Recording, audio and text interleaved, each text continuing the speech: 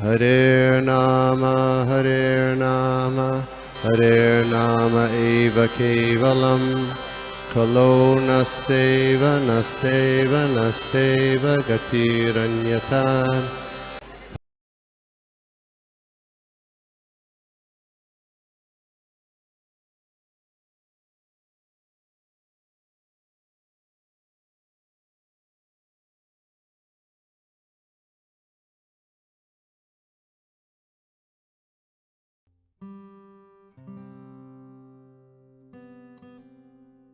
हरे कृष्णा. सर्वांचं स्वागत आहे आजच्या या मराठी भगवद्गीते सत्रामध्ये, जिथे आज आपण आता पण श्लोका नंबर 4थ्या अध्यायाचा श्लोका नंबर 9 पर्यंत पाहिला होता. तर आज आपण श्लोका नंबर 10 पाहूया आपण. तर प्रार्थनेने चालू करूया नेहमीप्रमाणे. ओम ज्ञानतिमिरान्धस्य ज्ञानञ्जनेन शलाकया चक्षुरुन्मीलितं येन तस्मै श्रीगुरुवे नमः. श्रीचैतन्यमनोभीष्टं स्थापितं येन भूतले स्वयं रूपकदा मह्यं ददाति स्वपदान्तिकम्.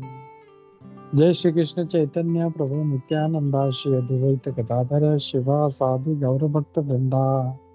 हरे कृष्ण कृष्ण कृष्ण हरे हरे हरे राम राम राम हरे हरे. नमो विष्णुपादाय कृष्ण प्रेष्ठाय भूतले श्रीमते भक्ति वेदांत स्वामिन् इति नामिने. नमस्ते सारस्वते देवे गौरवाणी प्रचारिणे निर्विशेष शून्यवादी पाश्चात्य देशतारिणे. जय श्री कृष्ण चैतन्य प्रभु नित्यानंदा श्री अद्वैत गदाधर शिवा साधु गौरभक्त वृंदा. हरे कृष्ण कृष्ण कृष्ण हरे हरे हरे राम राम राम हरे हरे. हरे कृष्णा. तर आपण पाहत आहोत श्रीमद भगवद्गीता 4था अध्याय श्लोक नंबर 10. थँक्यू. आपण श्लोक वाचूया.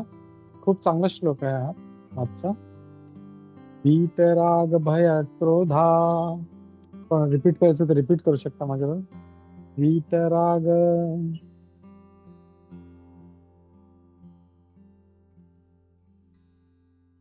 वीतराग भय क्रोधा भय क्रोधा मन्मया माम उपाश्रिताः बहवो ज्ञान तपसा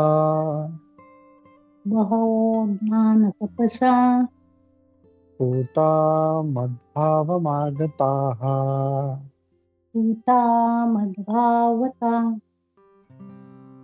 आगताः. मी परत एकदा रिपीट करतो.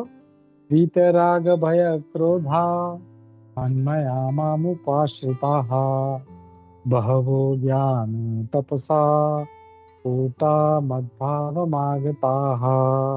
ओके, चला मी वाचतो पुढे. त्याचा आपण अनुवाद पाहूया. अनुवाद आहे तात्पर्य शिवप्रपातद्वारे. शिवप्रपात विचार. आसक्ती, भय आणि क्रोध यातून मुक्त झालेला, पूर्णपणे मतपरायण झालेले आणि माझा आश्रय ग्रहण करणारे गतकालातील अनेक मनुष्य माझ्या विषयीच्या ज्ञानामुळे शुद्ध झाले आहे. मी याप्रमाणे त्या सर्वांना माझ्या विषयीच्या दिव्य प्रेमाची प्राप्ती झाली आहे. इथे आता भगवान कृष्ण पुढे काय सांगत आहे. वीत राग भय क्रोधा. वीत म्हणजे सोडून दे. काय? राग म्हणजे आसक्ती, भय म्हणजे भीती आणि क्रोध. हे 3 वस्तू इथे भगवान सोडायला सांगत आहे आपल्याला. राग म्हणजे आपला मराठीवाला राग नाही. राग म्हणजे संस्कृत मध्ये राग म्हणजे आसक्ती. खूप आसक्ती असते ना आपल्या परिवारावरती, आपल्या धनवरती, आपल्या गाडीवर. म्हणजे माणसं तर इतकी हे असतात की त्यांच्या बाईकला किंवा गाडीला स्क्रॅच पण लागले की त्यांना असं वाटतं की त्यांच्या शरीरावर स्क्रॅच पडली. तो इतकी आसक्ती आहे. तर भगवान हे सांगत आहे की आसक्ती भय आणि क्रोध हे आपल्याला सोडून दिले पाहिजे. मनमया माम उपासताः आणि त्यांच्यावरती आश्रित झालं पाहिजे.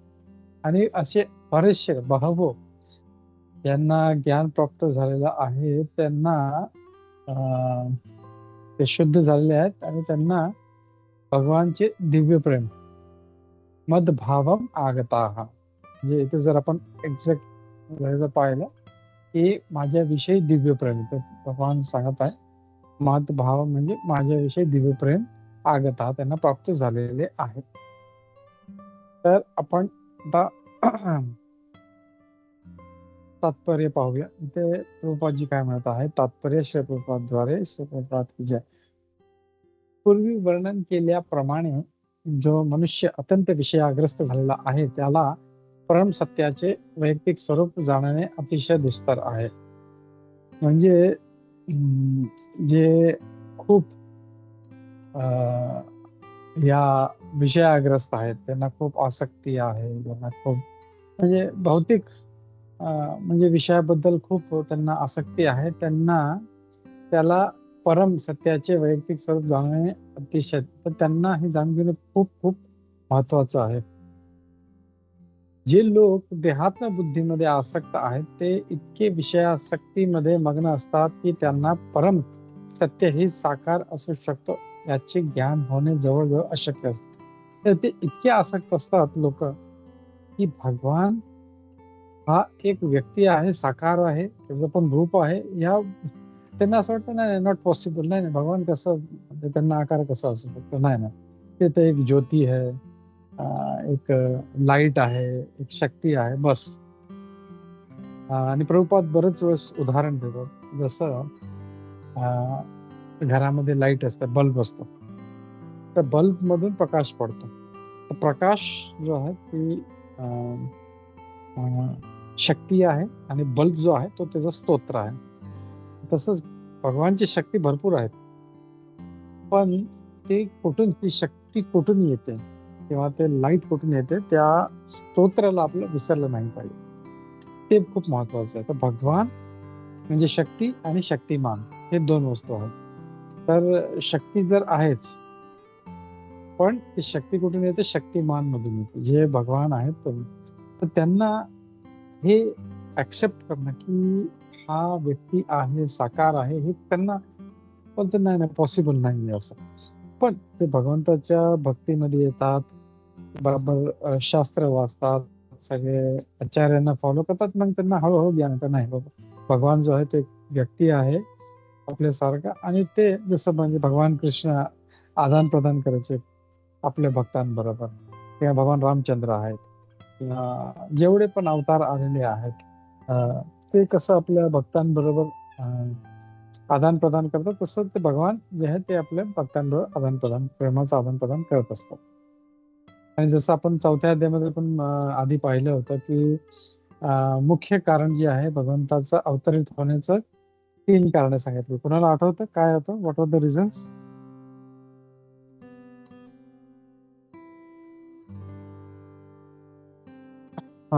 भगवानचे अवतरित होण्याचे 3 मुख्य कारण आहेत.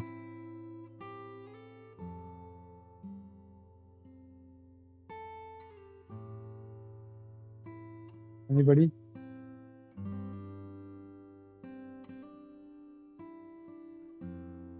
परित्राणाय साधूनां विनाशाय च दुष्कृतां धर्म संस्थापनार्थाय संभवामी युगे युगे.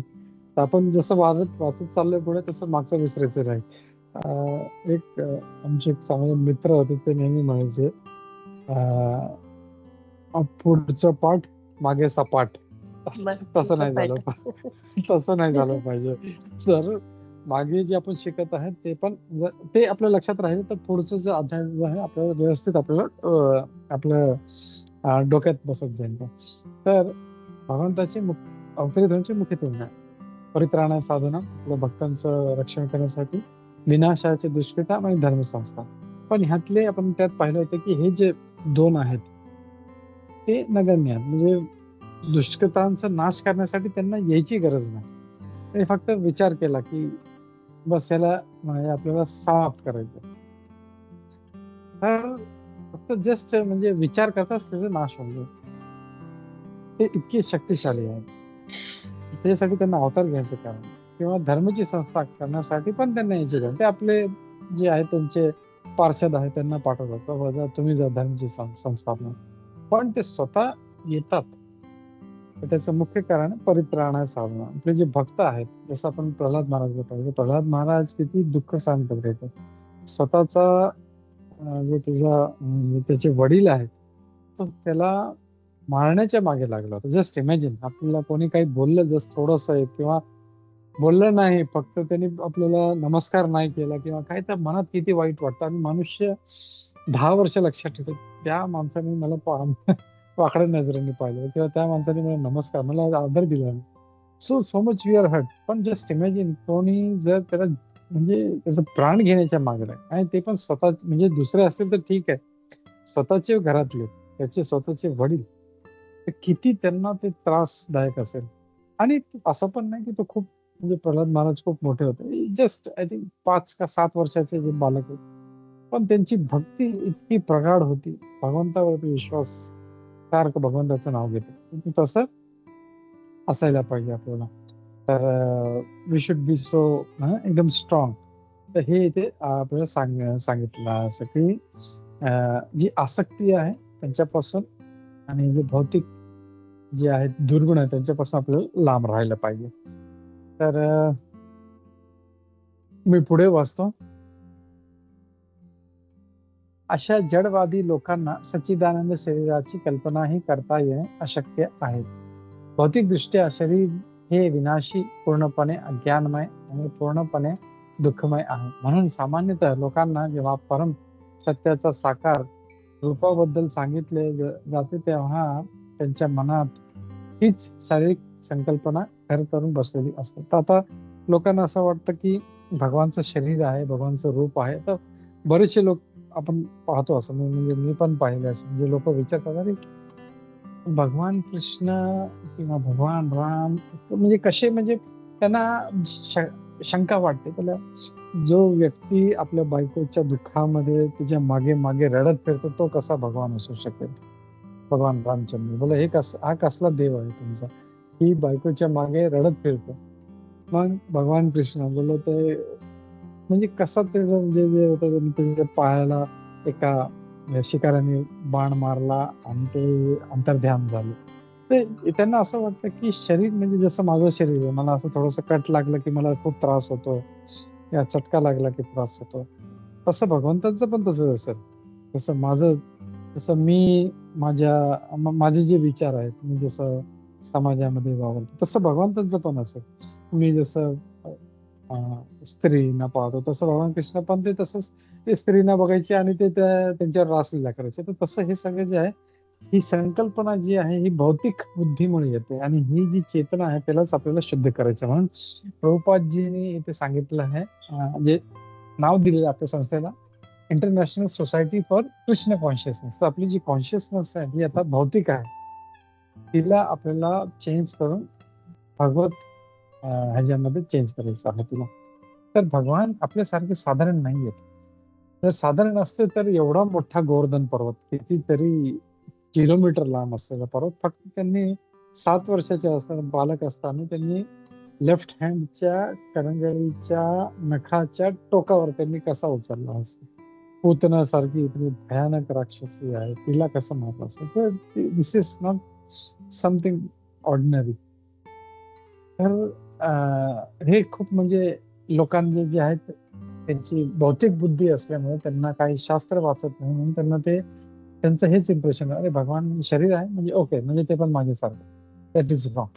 तसं नाही. भगवान आध्यात्मिक आहेत आणि आपल्या काय बोलतात आपल्या इंद्रियाच्या बाहेर आहे. खूप चांगले श्लोक आहे. न भवेत ग्राह्यम इंद्रियही सेवन्मुखे ही जीवा स्वयं एव स्फूर्ती आता. म्हणजे भगवान जे आहे ते आपल्या इंद्रियाच्या ग्रहणच्या पलीकडे आहे. भौतिक वस्तू आपण बघू शकतो. जसं आपल्याला काही रूप पाहायचं आहे, काही वस्तू पाहायची आहे, प्रकाश पाहायचा आहे, आपले डोळे पाहिजे. पण भगवंताचं असं नाहीये. म्हणजे आपण भगवान काही भौतिक वस्तू नसल्यामुळे ते आपल्याला दिसत नाही आपल्याला. भगवान आहे सगळीकडे. भगवान कण-कणमध्ये आहे. ब्रह्माजी पण बोलतात ना, की ब्रह्मसंहितामध्ये की भगवान कण-कणमध्ये आहे. मग आपल्याला दिसत का नाही? कारण माझे डोळे तसे आहेत. माझे डोळे जे आहेत ते भौतिक आहेत आणि मी चेतना माझी भौतिक आहे. जसं चष्मा असेल तसंच दिसेल आपल्याला. तर आपली बुद्धी चांगली नसल्यामुळे, आपली चेतना चांगली नसल्यामुळे, आपले जे डोळे आहेत ते चांगले नसल्यामुळे ते आपल्याला त्यांचं दर्शन होत नाही. तेच जे आहेत जसं तुकाराम महाराज आहेत, मीराबाई, हे मोठे-मोठे संत आहेत, जनाबाई, तर हे सगळ्यांना ते साक्षात दर्शन व्हायचं भगवंताचं. ते जे हे होते, ज्यांना डोळे नव्हते, सूरदासजी. सूरदासजी ते म्हणायचे, बोले तू माझा हात सोडून तू चालला आहेस, पण माझ्या हृदयामधून तू जाऊन नको. तर त्यांना हृदयामध्ये सारखं भगवंताचं दर्शन होत राहायचं त्यांना. तर ते म्हणजे एकदम इतकी आध्यात्मिक आहे. तसं ती चेतना काहीतरी वेगळी आहे. तसं आहे. तर ही जी भौतिक जी प्रवृत्ती आहे त्याला सोडलं पाहिजे. इथे प्रभुपादजी सांगत आहे. तर पुढे आपण वाचूया. हा एक श्लोक वाचूया, मग आपण चर्चा करूया त्याच्यावर. भक्ती रसामृत सिंधू हा एक ग्रंथ आहे आणि त्याच्यामध्ये भक्तीचे विज्ञान सांगितलेले आहे. त्याच्यामध्ये सांगितलंय, आधव श्रद्धा तथा साधू संग तथा भजन क्रिया तथा अनर्थ निवृत्ती स्यात्, ततो निष्ठा रुचिस्ततः अथा आसक्तिस्ततो भावस्तथा प्रेमाभिद्युञ्चति साधकानामय प्रेम्णः प्रादुर्भावे भवेत् क्रमः. तर मी जर हे पण वाचतो अनुवाद.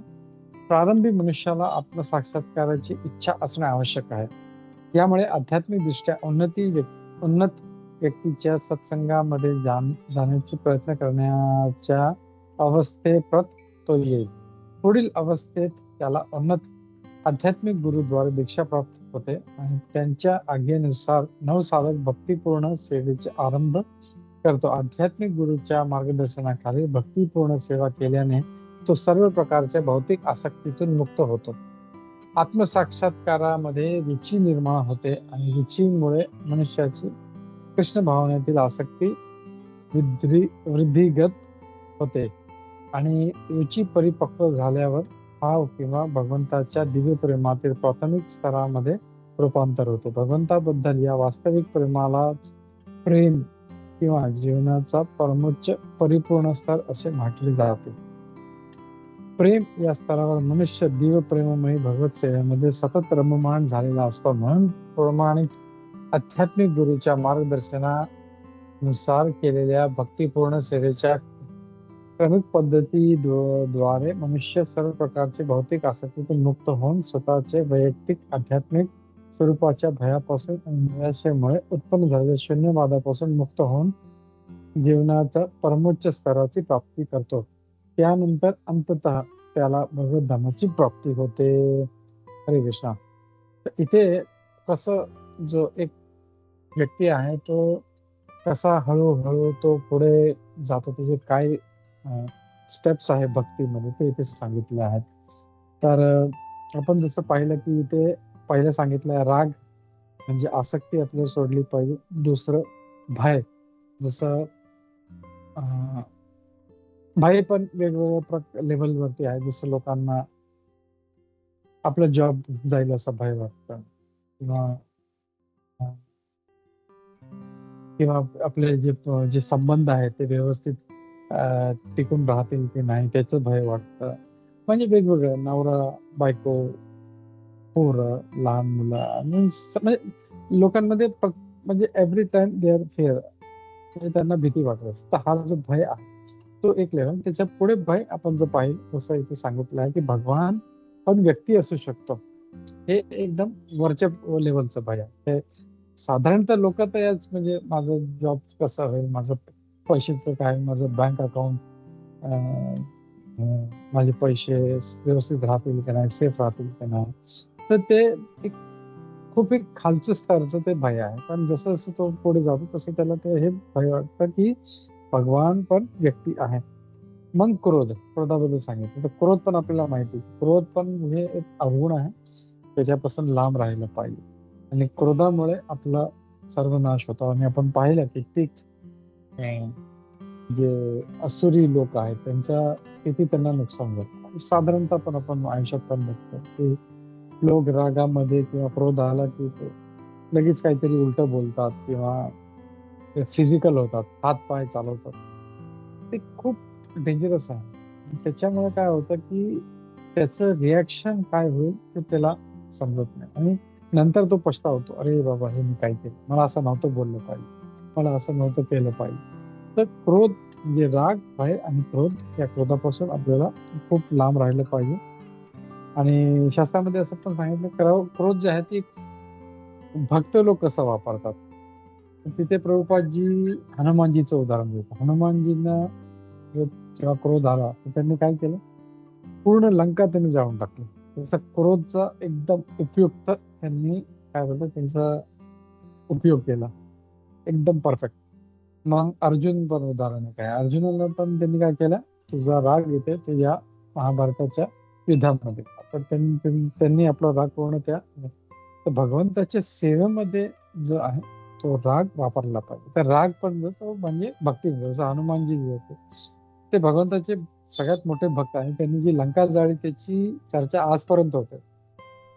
तोच क्रोध जो एक मनुष्याला, एक सरळ मनुष्याला किंवा पुन्हा असुरी व्यक्तीला त्याचा नाश करू शकतो तेच जे भगवंताच्या सेवेमध्ये वापरला जातो तेव्हा त्याला भक्त म्हणून ओळखला जातो.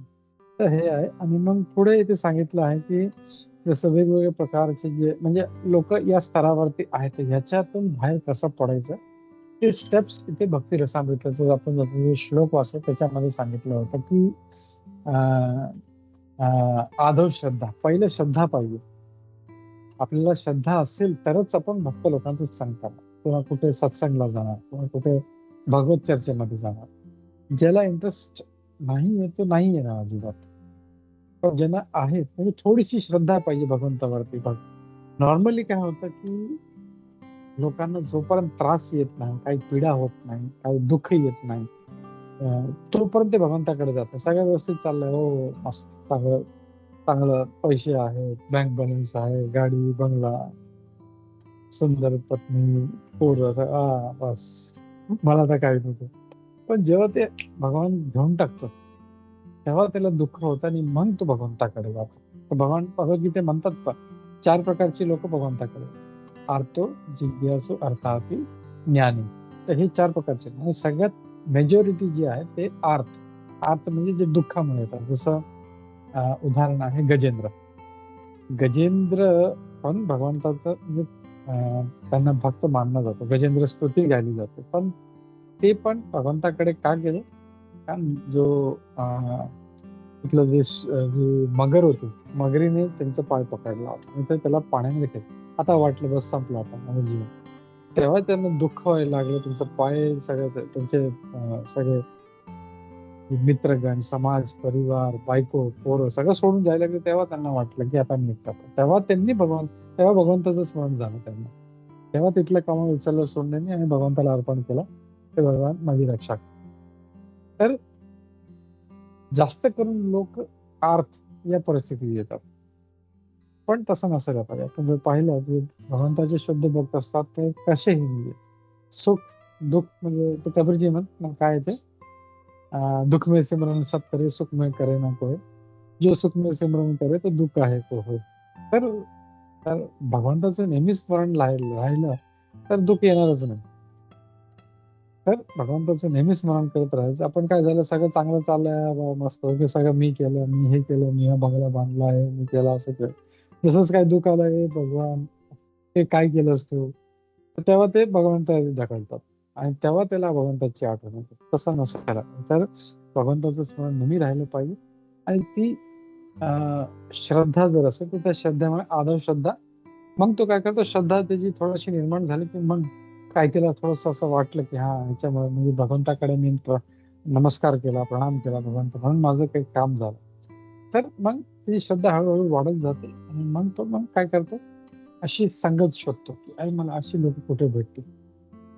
आणि मग तो अशी म्हणजे प्रभुपाद म्हणतात की ही मी सोसायटी जी निर्माण केली आहे, international society for Krishna consciousness, अशा लोकांसाठीच केली की जिथे लोक एकत्र येऊन आपलं भक्ती करू शकतात, कीर्तन करू शकतात, भगवद्गीता वाचू शकतात, पठण करू शकतात, एकत्र प्रसाद घेऊ शकतात. सो हे त्याच्यासाठीच निर्माण केलं. ते लाईक माइंडेड जे लोक आहेत ते लोक एकत्र येतात.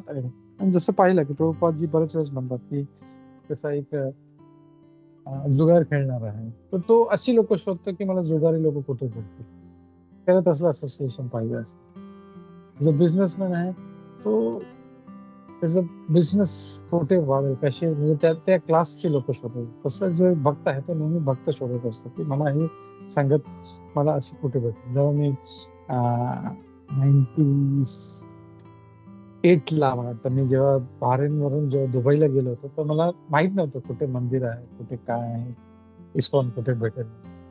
तिथे मी संघ करत होतो, पण मला काही माहित नव्हतं दुबईबद्दल. तर ते बोलले जाऊन विचार तिथे भेटेल. तर खूप म्हणजे मी ईगर होतो, म्हणजे एक ना एक की मला कुठे भेटेल, कुठे भेटेल. आणि तेव्हा मी एक फ्रायडेला तिथे फ्रायडेला सुट्टी असते. फ्रायडेला मंदिरात गेलो. तसं लगेच मला एक माळा जपणारा एक लगेच एक प्रभू दिसला. लगेच त्याला पकडलं. "अरे प्रभू, आपले प्रोग्राम कुठे होत?" तर लगेच त्यांनी मला सांगितलं. विदिन 1 महिन्यात मला ते कळालं आणि मी शोधून काढलं.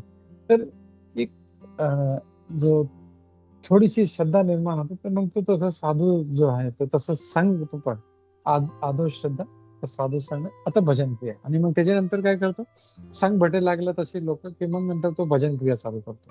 मग थोडं जप केलं पाहिजे, जसं लोक सांगतात, एक माळा करा, थोडस एक भगवद्गीतेचा श्लोक वाचा, किंवा एक भागवतमचा श्लोक वाचा, किंवा तिथे भागवतम आहे, इथे सकाळी तुम्ही त्या क्लासमध्ये या. तर म्हणजे हळूहळू तो तसं ते जो प्रवास जो आहे भक्तीकडे हळूहळू पुढे जातो.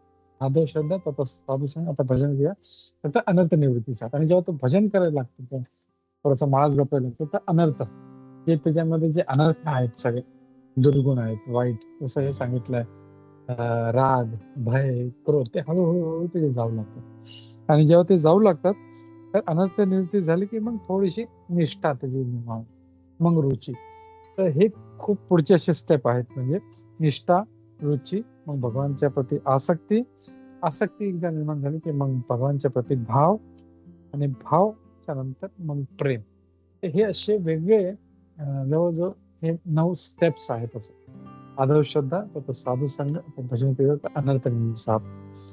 मग निष्ठा, रुची, आसक्ती, भाव आणि प्रेम, हे असे 8 जे आहेत हे स्टेप्स आहेत. तर प्रेम सगळ्यात टॉपमोस्ट आहे. तर आपण हे आता चेक केलं पाहिजे की मी कुठल्या लेवलवरती आहे, आणि त्याचं नेक्स्ट स्टेप कुठलं आहे, तिथे आपल्याला जायचा प्रयास केला पाहिजे. तर हे खूप महत्वाचं आहे आपल्याला. हळूहळू आपल्याला हे स्टेप्स माहिती पाहिजे.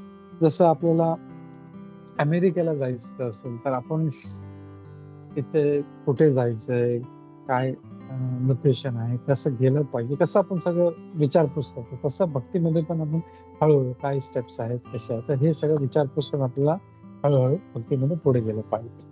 तर मी याच मेसेजवर इथे थांबेल की आपल्याला खूप सिन्सिअरली एक जी श्रद्धा आहे ती कोमल असते आपली. थोडंसं चुकीचा संग भेटला की ती श्रद्धाचा नाश होऊ शकतो. कोणी एक नास्तिक भेटले, "अरे भगवान कुठे? काय? काय नाही, सगळं आपल्या-आप चाललंय." सूर्य सूर्य कसा आहे तो? कुठे भगवान त्याला चालवतो? नाही, सगळंच आपलं चाललं, नेचर आहे, प्रकृती. तर असं कोणी व्यक्ती भेटलं तर तो आपला नाश करतो. किंवा एक कन्व्हर्ट करणारा कुठले मुस्लिम किंवा ख्रिश्चन भेटलं, की ते कन्व्हर्ट करतात लोकांना. तर ती श्रद्धा खूप कोमल असते. तर श्रद्धाला आपल्याला स्ट्राँग करण्यासाठी आपल्याला भक्तांचा संग केला पाहिजे. It's very, very important. खूप महत्वाचं आहे, आणि म्हणून भक्तांचा संग केला पाहिजे, आणि हळू आपल्याला आपले आध्यात्मिक प्रगती आहे ती आपल्याला त्यात आपल्याला पुढे गेलं पाहिजे. तर या मेसेजबरोबर मी इथे थांबतो. कोणाचं काही टीका टिप्पणी, काही प्रश्न असेल तर आपण घेऊया. हरे कृष्णा. भगवद्गीता यथारूप की जय. श्रील प्रभुपाद की जय. हरे कृष्णा.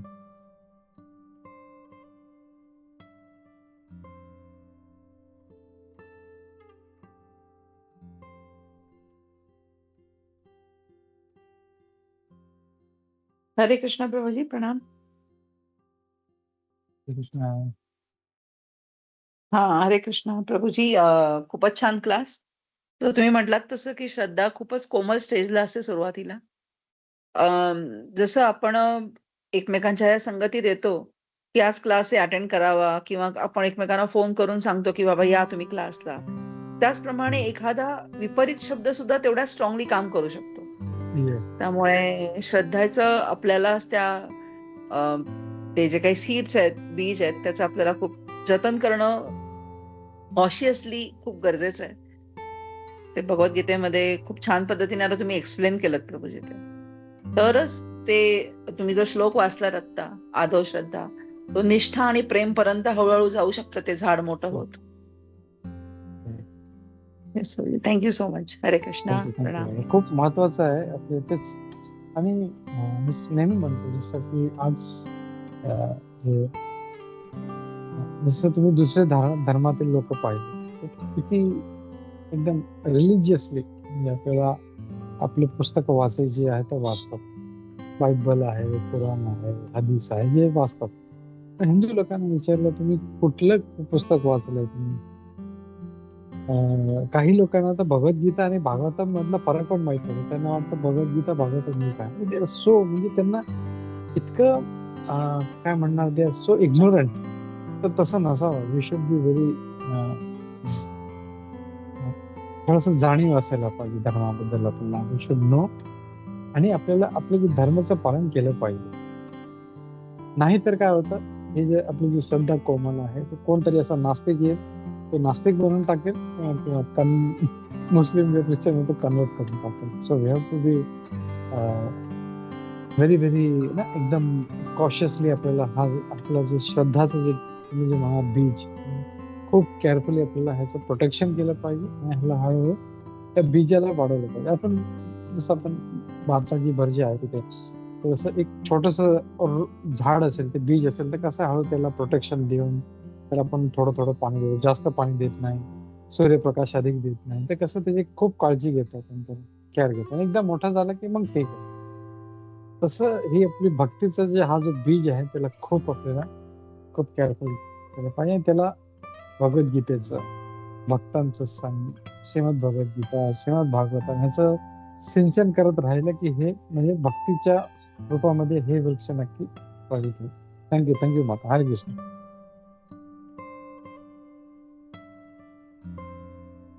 हरे कृष्णा प्रभूजी. हरे कृष्णा माताजी. लाख लाख चरणी तुमच्या चरणी प्रणाम.